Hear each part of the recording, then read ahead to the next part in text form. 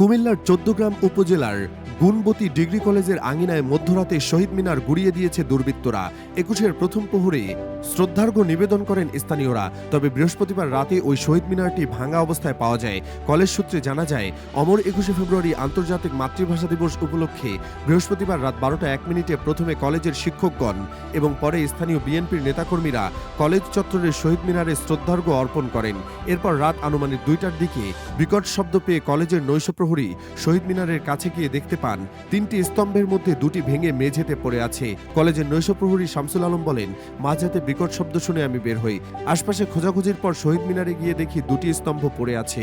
শহীদ মিনার ভাঙার খবর পেয়ে শুক্রবার পুলিশ, সেনাবাহিনী ও উপজেলা প্রশাসনের কর্মকর্তারা ঘটনাস্থল পরিদর্শন করেন। দুপুরে ঘটনাস্থলে আসেন চৌদ্দগ্রাম উপজেলা নির্বাহী অফিসার ইউনো মোহাম্মদ জামাল হোসেন। এ সময় তিনি কলেজ কর্তৃপক্ষ ও স্থানীয়দের সঙ্গে কথা বলেন। কলেজের ভারপ্রাপ্ত অধ্যক্ষ মোহাম্মদ আব্দুল লতিফ বলেন, কলেজের শহীদ মিনারটি ১৯৬৮ সালে প্রতিষ্ঠিত। এটি অনেক ঝুঁকিপূর্ণ ছিল, তবে এটি কেউ না ভাঙলে এভাবে নিচে পড়ে যাওয়ার কথা নয়। এদিকে এই ঘটনায় দেশব্যাপী ক্ষোভ ও প্রতিবাদের ঝড় উঠেছে ফেসবুক সহ সামাজিক যোগাযোগ মাধ্যমে। ঘটনার তদন্তে উপজেলা প্রশাসন ও কলেজ কর্তৃপক্ষ পৃথক দুটি তদন্ত কমিটি গঠন করেছে।